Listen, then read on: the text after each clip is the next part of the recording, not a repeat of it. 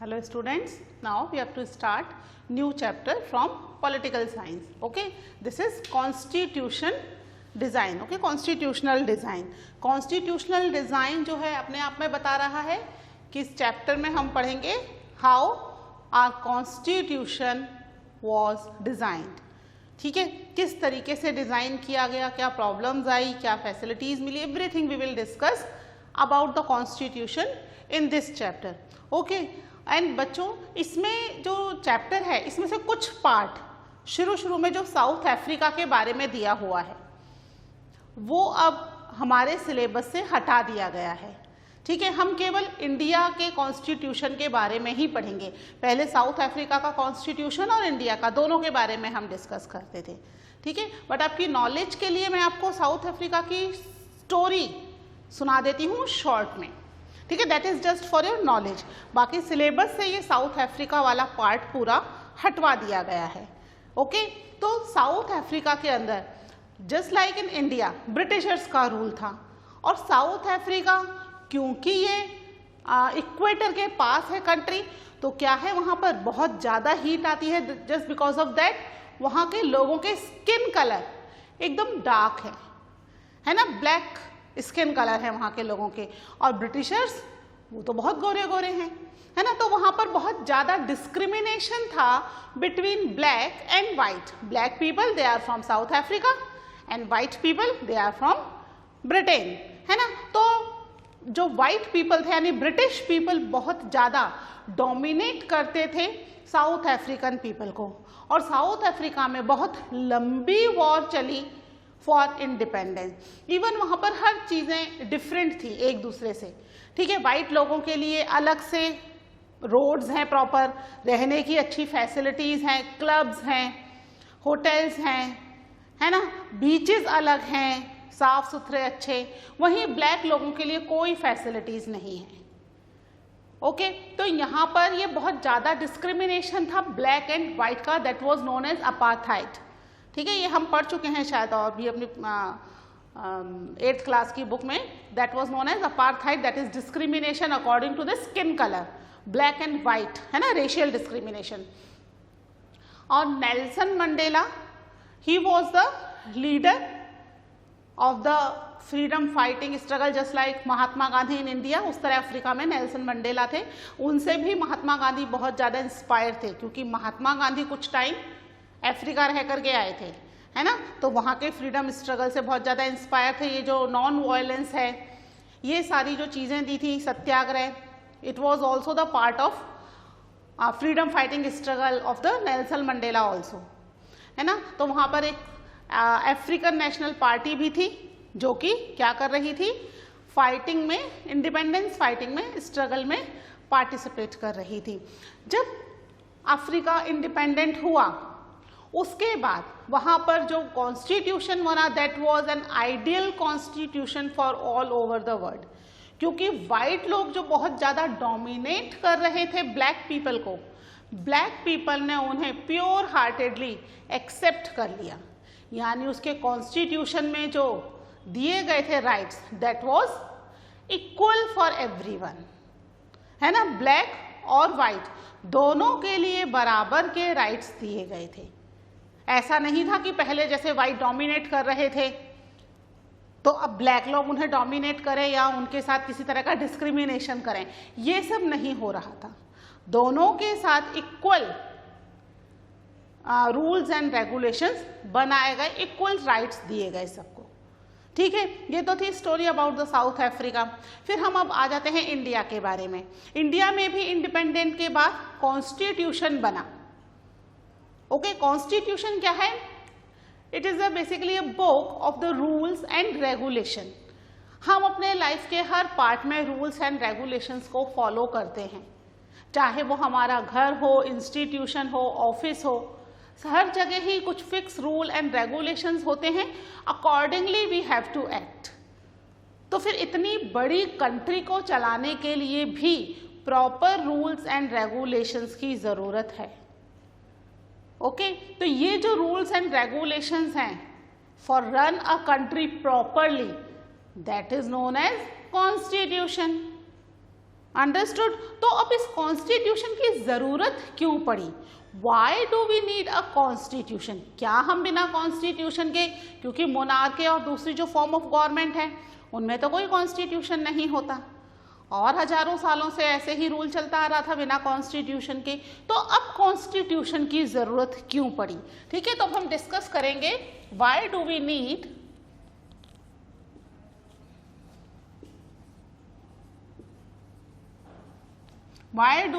a constitution।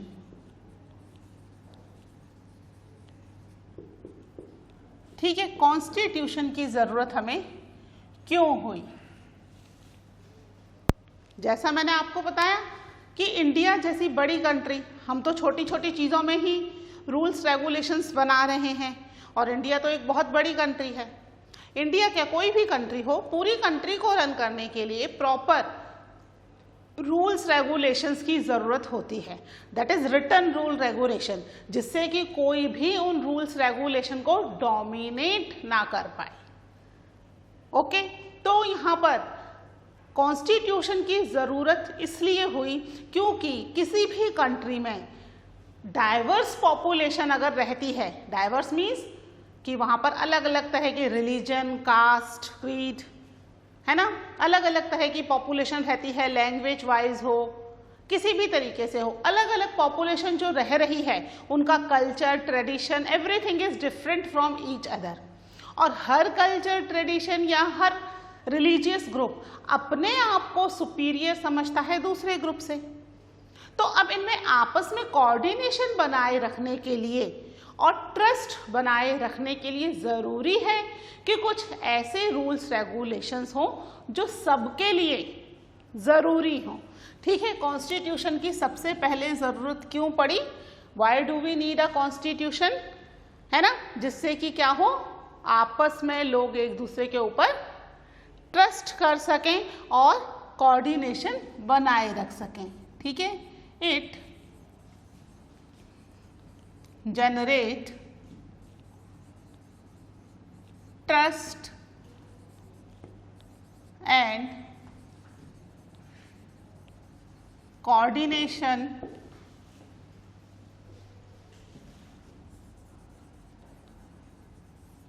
among people of country। ठीक है, लोगों में ट्रस्ट और कोऑर्डिनेशन बना रहे, जिससे कि एक दूसरे पर विश्वास कर सकें, और अगर विश्वास कर सकेंगे तो क्या होगा, एक दूसरे के साथ मिलकर रह पाएंगे। नहीं तो क्या होगा, क्योंकि विश्वास नहीं है एक दूसरे पर, एक दूसरे के साथ कोऑपरेट नहीं कर रहे, तो कंट्री में बहुत सारी अलग अलग तरह की इंसिडेंट होने शुरू हो जाएंगे। That is not good for the country. ठीक है, कंट्री के लिए क्या ज़रूरी है कि कंट्री में प्रॉपर पीस रहे, लोग हार्मोनी के साथ रहें। ठीक है, तो यहाँ पर ये ट्रस्ट बनाए रखने के लिए कॉन्स्टिट्यूशन बनाया जाता है।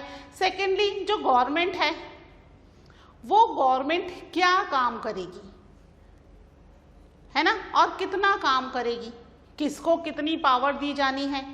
एज सच नहीं है कि हमारे जितने भी पॉलिटिकल लीडर्स हैं उनके पास अनलिमिटेड पावर्स हैं। Is it so? नो, नहीं है अनलिमिटेड पावर, लिमिटेड पावर्स हैं। ये पावर्स किसने लिमिट कर दी? ये पावर्स लिमिटेड हैं बाय द कॉन्स्टिट्यूशन। यानी कॉन्स्टिट्यूशन की जरूरत इसलिए भी पड़ी कि जो भी गवर्नमेंट कंट्री रन करेगी उसे पता होना चाहिए कि उसकी लिमिट्स क्या हैं, वो कितनी पावर्स को यूज कर सकती है और किसके बियॉन्ड जाना उसके लिए सही नहीं है ना, कि कितना काम या कितनी पावर्स हैं। अगर उस पावर्स के आगे जाते हैं तो वहां पर क्या लगा दिए गए हैं, बैरियर्स हैं, है ना, जुडिशरी है हमारे पास जो कि उनको अपनी लिमिट से आगे जाने से रोक देती है। ठीक है, तो ये क्या कर रहे हैं कि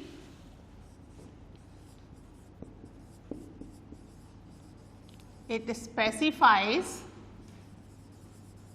how the government of country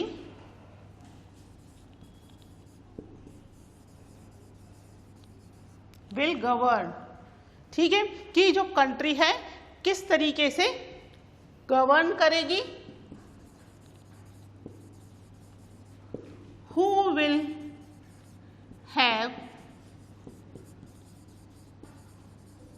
the powers, किसके पास पावर है और कौन कंट्री में कितनी पावर्स को यूज कर सकता है, ठीक है, उससे ज्यादा पावर्स को यूज करना उनके लिए इम्पॉसिबल है, ठीक है। Who will have the powers for which decision, ठीक है, किस डिसीजन के लिए किसके पास पावर है। हमने देखा कि हर डिसीजन के लिए अलग से एक गवर्नमेंट का लेवल है। गवर्नमेंट के लेवल्स देखे थे ना हमने, central level, state level and local level.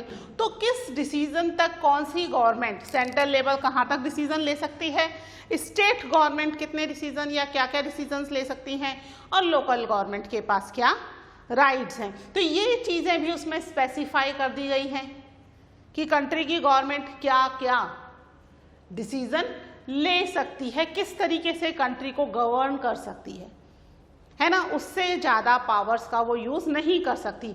Decisions के लिए भी लिमिट है कि इस पर्टिकुलर सब्जेक्ट से रिलेटेड डिसीजन स्टेट गवर्नमेंट लेगी और दूसरे सब्जेक्ट से रिलेटेड डिसीजन सेंट्रल गवर्नमेंट लेगी। यहाँ पर गवर्नमेंट के लिए अलग अलग लिस्ट है काम की, है ना, यूनियन लिस्ट है, स्टेट लिस्ट है, एक कॉन्करेंट लिस्ट है। कॉन्करेंट लिस्ट में दोनों ही लॉज बनाते हैं, ठीक है। तो यहाँ पर डिसीजन लेने के लिए भी अलग अलग उन्हें स्पेसिफाई कर दिया गया कि आप ये जो सब्जेक्ट्स हैं इस पर central government will take the decision, in these subject state government will take the decision. Few subjects जो कि दोनों के लिए इंपॉर्टेंट हैं, both can make the rules law, okay, and the state will run according to their state law, but if there is any kind of conflict then the law of made by central government is implemented, ठीक है। तो concurrent list में होता है, बाकी state list में तो individually state के लॉज होते हैं और स्टेट के अकॉर्डिंग ही उनको रन किया जाता है, ठीक है। इसके अलावा इसमें यह भी लिखा होता है कि ये जो पावर्स हैं किसको कितनी दी जाएंगी। अब ये पावर्स तो किसके अकॉर्डिंग हो गए, अकॉर्डिंग टू द डिसीजन। इसके अलावा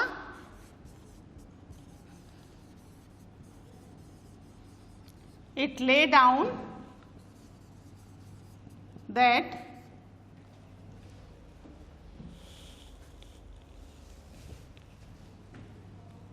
it lay down the limits, है ना, पावर तो देगी, पावर की limits. It lay down the limits of powers and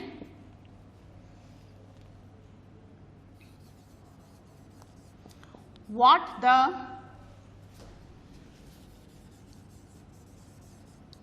rights of the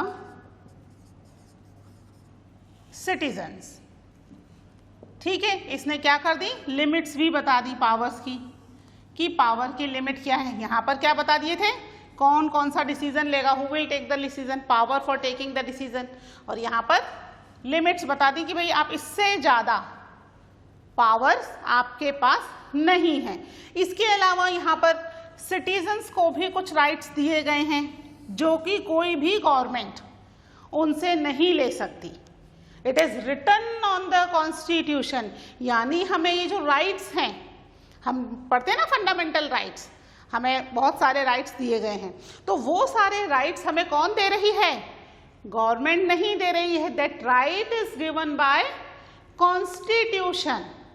constitution he government को पावर्स दे रही है और उनकी पावर्स को लिमिट भी कर रही है, ठीक है। यानी यहाँ पर हमें कुछ पावर्स भी दिए गए हैं, उन पावर्स को लिमिट भी किया गया है, प्लस कंट्री के सभी सिटीजन्स को राइट्स दिए गए हैं। According to that right that citizens has to act, और किसी भी गवर्नमेंट के पास ये राइट नहीं है कि वो उन राइट्स को अपनी कंट्री के सिटीजन से ले ले। ठीक है, जब तक कि कोई बहुत बड़ा कोई प्रॉब्लम या कोई बहुत बड़ा डिजास्टर ना हो, तब तक कंट्री की गवर्नमेंट उन राइट्स को हमसे नहीं ले सकती, because that rights are given by constitution, है ना। तो यहाँ पर ये चीजें ऑलरेडी कॉन्स्टिट्यूशन में लिखी हुई हैं। हम पढ़ते हैं ना कई बार कि इस कंट्री के कॉन्स्टिट्यूशन में अमेंडमेंट करके प्रेसिडेंट को बहुत बड़ा पावरफुल बना दिया गया, है ना, या उस कंट्री में चेंजेस कर दिए गए कॉन्स्टिट्यूशन में और प्रेसिडेंट जो है अकाउंटेबिलिटी खत्म हो गई उसकी। इंडिया में ऐसा नहीं हो सकता, है ना। इंडिया में ऐसा क्यों नहीं हो सकता? क्योंकि हमारे कॉन्स्टिट्यूशन में कुछ क्लॉजेस दिए गए हैं। अब क्लॉजेस क्या होता है? हर एक पावर को या हम कह सकते हैं राइट्स को, रूल्स को जब लिखा गया तो उसके कुछ क्लॉजेस भी बना दिए गए कि इससे बियॉन्ड नहीं जा सकते। जैसे लिखा है कि भाई चेंजेस किए जा सकते हैं कॉन्स्टिट्यूशन में, पर ये चेंजेस किस लिमिट तक किए जा सकते हैं, किसके बियॉन्ड ये चेंजेस नहीं जा सकते, ये चीजें भी उसमें स्पेसिफाई कर दी गई हैं, है ना। तो यहाँ पर ये राइट्स और लिमिट्स जो हैं ये प्रॉपर रहे, गवर्नमेंट जो है अपनी लिमिट में ही काम करे, उससे ज़्यादा कहीं ऐसा ना हो एक दूसरे के काम में इंटरफेयर करने लग जाए। तो ये सब लिमिट्स भी उसमें फिक्स कर दी गई हैं जिससे कोई कॉन्फ्लिक्ट ना हो, प्लस लोगों को कुछ राइट्स दिए गए हैं जिससे कि राइट्स जो हैं वो अपने राइट्स को प्रॉपर यूज कर सके। ठीक है, इसके अलावा इसके अंदर जो है एस्पिरेशंस जो हैं सिटीजन्स के, उनको भी प्रॉपरली बताया जाता है कि लोग क्या चाहते हैं। It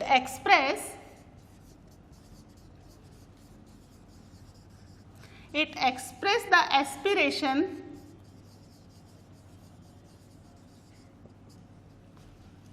of the citizens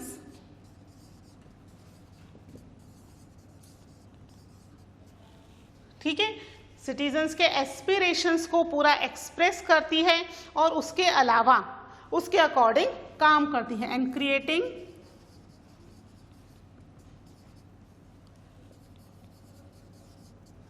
a government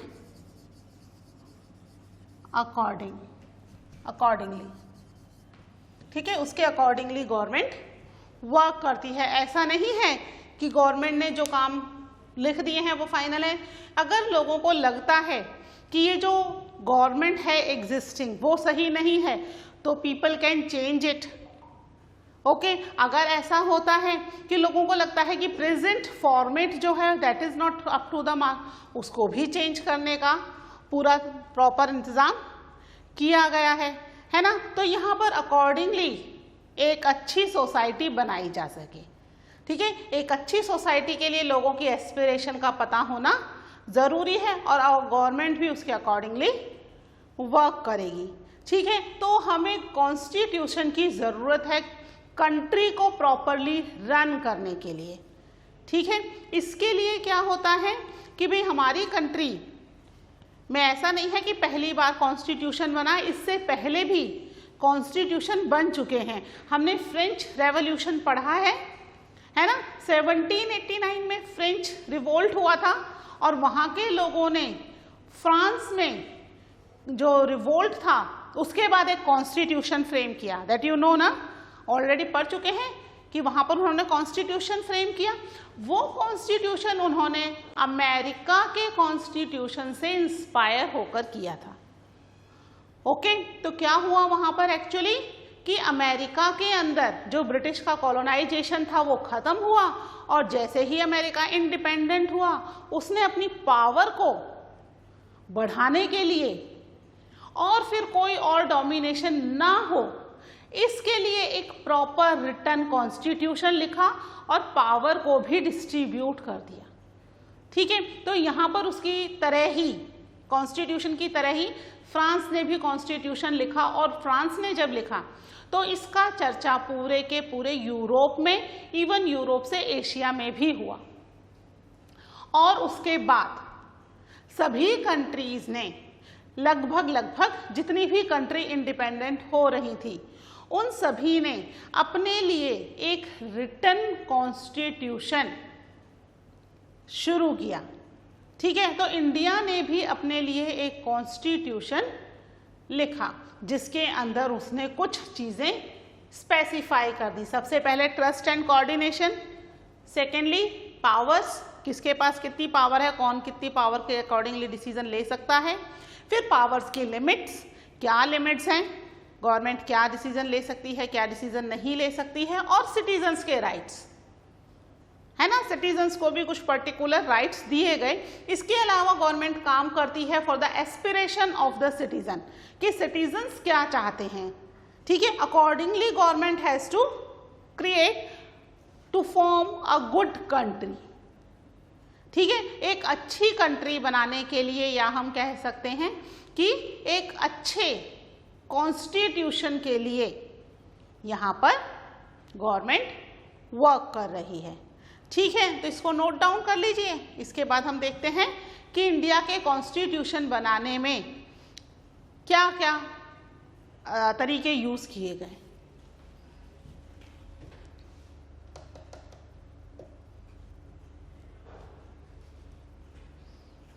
ठीक है, इसको रब कर रही हूं मैं।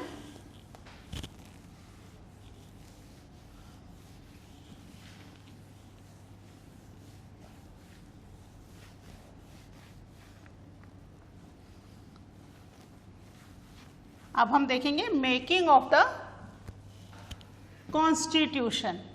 ओके, कि इंडिया का कॉन्स्टिट्यूशन किस तरीके से बना।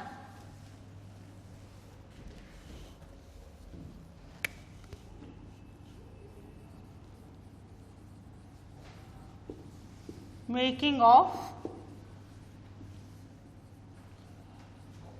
The Indian constitution. ठीक है, इंडियन कॉन्स्टिट्यूशन किस तरीके से बना। ओके, इंडिया का जो कॉन्स्टिट्यूशन है वो बनाना बहुत ही आसान काम नहीं था। एक तो इंडिया शुरू से ही मोनार्क में थी, फिर कॉलोनाइजेशन में आ गई और उसके बाद इंडिपेंडेंट हुई। इंडिपेंडेंस के लिए भी हमने बहुत स्ट्रगल किया, उसके बाद हम इंडिपेंडेंट हुए। और इंडिपेंडेंस के बाद भी बहुत डिफ़िकल्टीज थी। क्या डिफ़िकल्टीज थी, एक तो इंडिया इतनी बड़ी कंट्री है ना, प्लस डाइवर्स पॉपुलेशन, इतने सारे रिलीजन, लैंग्वेजेस, बहुत सारी चीज़ें थी, उन सबको एक साथ अकोमोडेट करना। फिर ब्रिटिशर्स यहाँ से जाते जाते पाकिस्तान और क्रिएट कर गए, तो वो प्रॉब्लम अलग। कुछ पाकिस्तान जा रहे हैं, पाकिस्तान से आ रहे हैं, उन सभी पॉपुलेशन को भी प्रॉपरली अकोमोडेट करना। इसके अलावा ब्रिटिशर्स ने एक और यहाँ पे प्रॉब्लम क्रिएट कर दी। उन्होंने यहाँ पर जितने भी प्रिंसली स्टेट्स थे, उन सभी स्टेट में क्या है, हर स्टेट का एक राजा था, है ना, प्रिंसेस बना दिए थे, बाद में राजा उन्होंने बंद कर दिए थे। तो जो भी उस समय प्रिंसली स्टेट के रूलर्स थे, उनके ऊपर ये डिसीजन छोड़ दिया कि भाई आप इंडिया के साथ मर्ज होना चाहो तो इंडिया के साथ मर्ज हो, अगर आप पाकिस्तान में मर्ज होना चाहते हो तो आप पाकिस्तान में मर्ज हो जाओ, और अगर आप चाहते हो आप एक इंडिपेंडेंट रूलर रहो तो आप एक इंडिपेंडेंट रूलर बन जाओ। अब कौन नहीं चाहता कि मैं मेरी कंट्री का इंडिपेंडेंट रूलर रहूं। इंडिया या पाकिस्तान के साथ मर्ज होने का मतलब तो वहां की गवर्नमेंट का पार्ट बनना है, और अपना इंडिपेंडेंट स्टेट चलाने का मतलब खुद ही रूलर होना है। तो हर कोई इंडिपेंडेंट रूलर बनना चाहता था। तो फिर ये प्रॉब्लम हो गई उन सबको समझाना और उनको ये बताना कि भाई कंट्री के साथ अकोमोडेट होने में आपका क्या फ़ायदा है। ये एक प्रॉब्लम और थी। तो इंडिया के कॉन्स्टिट्यूशन बनाने में बहुत सारी प्रॉब्लम्स आई। ठीक है, तो हम बात करते हैं पहले डिफ़िकल्टीज कि इंडिया के कॉन्स्टिट्यूशन को बनाने में क्या डिफ़िकल्टीज आई। डिफ़िकल्टीज, ठीक है, क्या डिफ़िकल्टीज आई कि इंडिया का कॉन्स्टिट्यूशन बनाने में सबसे पहले तो making of constitution,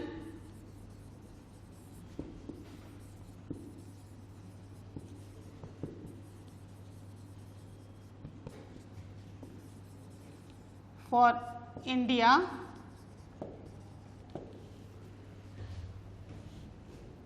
India was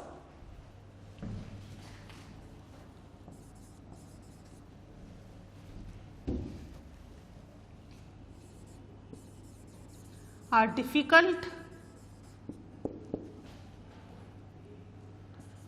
task because India is a huge and diverse country, है ना। सबसे बड़ी प्रॉब्लम यही थी कि इंडिया एक बहुत बड़ी और फिर उसमें डाइवर्सिटी, एक जैसी पॉपुलेशन नहीं है कि खाली हिंदू और मुस्लिम का परेशानी है ना, या इंग्लिश और हिंदी स्पीकिंग पीपल हैं।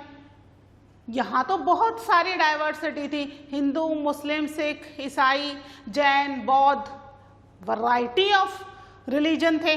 उसी तरह से लैंग्वेज वैरायटी ऑफ लैंग्वेजेस हैं, है ना। हमने देखा 22 लैंग्वेजेस तो नेशनल लैंग्वेजेस हैं। इसके अलावा लगभग 1500 और 2000 के आसपास दूसरे लैंग्वेजेस भी हैं। तो इतनी सारी लैंग्वेजेस, तो कंट्री के लिए कॉन्स्टिट्यूशन बनाना कि ये सारे ही लिंग्विस्टिक और सारे ही रिलीजियस लोग उसके अंदर अकोमोडेट हो जाएं, ठीक है, वो एक सबसे बड़ा टास्क था। इसके अलावा इंडिया जो था, India was born through the partition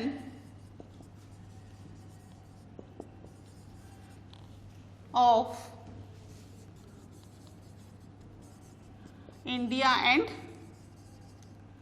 Pakistan, ठीक है। इंडिया की जगह कंट्री कर लेते हैं हम इसको, ठीक है। कंट्री, इंडिया दो बार आ गया, तो कंट्री वॉज बॉर्न थ्रू, तो कंट्री किसके थ्रू बनी थी? कंट्री बनी थी थ्रू द पार्टीशन।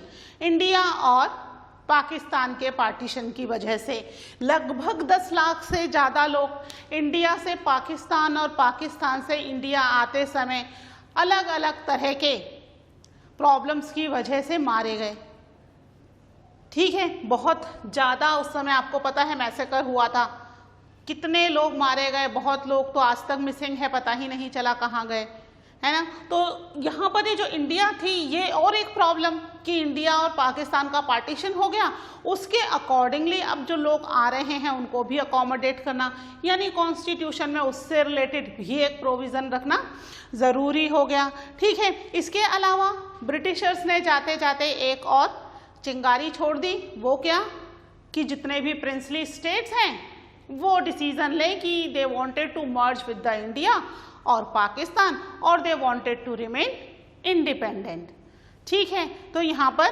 ब्रिटिशर्स ने क्या किया,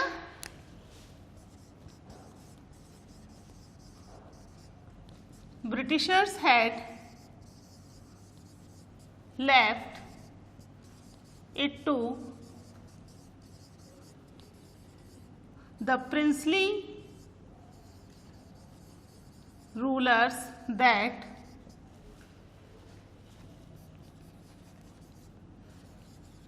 they had to join with India और पाकिस्तान, ठीक है। इंडिया और पाकिस्तान और remain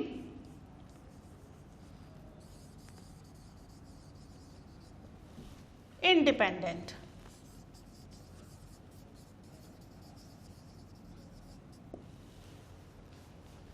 ठीक है। तो ये जो लास्ट वाला पॉइंट है ब्रिटिशर्स वाला, ये सबसे ज़्यादा प्रॉब्लमेटिक था, क्योंकि ब्रिटिशर्स ने क्या कर दिया, जाते जाते इंडिया पाकिस्तान तो बना ही दिया, इसके अलावा जितने भी प्रिंसली रूलर्स थे उनको और एक तरीका दे दिया इंडिया से अलग होने का, कि भाई आप चाहो तो इंडिया में ज्वाइन हो जाओ, चाहो तो पाकिस्तान में ज्वाइन हो जाओ, और अगर आपको लगता है कि आप एक इंडिपेंडेंट रूलर रहना चाहते हो तो आप एक इंडिपेंडेंट रूलर भी बन सकते हो। तो हर कोई क्या चाहता है, everyone want to be a independent ruler. जिससे इंडिपेंडेंट रूलर रहेंगे तो क्या होगा, जितने भी प्रिंसली रूलर्स हैं वही अपनी कंट्री के प्राइम मिनिस्टर, प्रेसिडेंट होंगे, और किसी के अंडर में तो काम करना ही नहीं पड़ेगा। तो यहाँ इन सभी रूलर्स को समझाना और उन्हें इंडिया में मर्ज करना भी एक बहुत ही डिफिकल्ट टास्क था। ठीक है, वल्लभ भाई पटेल, ठीक है, इनको इसीलिए इतना ज़्यादा माना जाता है कि उनने इन सब प्रिंसली स्टेट्स के रूलर्स के साथ बातचीत की, उन्हें कन्वेंस किया कि अगर आप इंडिया में मर्ज होते हो तो आप एक सेफ कंट्री बने रहोगे और आपको हर तरीके से सिक्योरिटी मिलेगी। अगर आप इंडिपेंडेंट हो जाते हो, एक छोटी सी कंट्री बनते हो, तो वापस से कोई भी आपको कॉलोनाइज कर सकता है और आपको प्रॉब्लम्स फेस करनी पड़ेंगी। ओके, तो यहाँ पर ये एक और प्रॉब्लम हो गई। ठीक है, इसको सॉर्ट आउट करना। इसके अलावा जो हमारे कॉन्स्टिट्यूशन मेकर्स थे उनमें एक एनेक्सिटी भी थी, एक घबराहट थी। क्या थी वो एनेक्सिटी? कि इंडिया का प्रेजेंट और फ्यूचर कैसा होगा। इससे पहले इंडिया तो इंडिपेंडेंट था नहीं, कोई डेमोक्रेटिक गवर्नमेंट थी नहीं, ना कोई कॉन्स्टिट्यूशन था, छोटे छोटे स्टेट्स में बटा हुआ था इंडिया और छोटे छोटे स्टेट्स में बहुत सारे रूलर्स रूल कर रहे थे।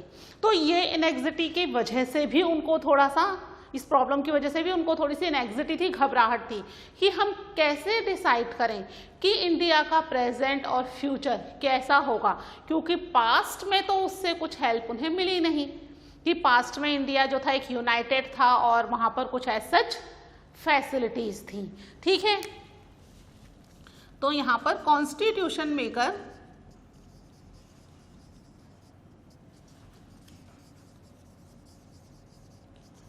had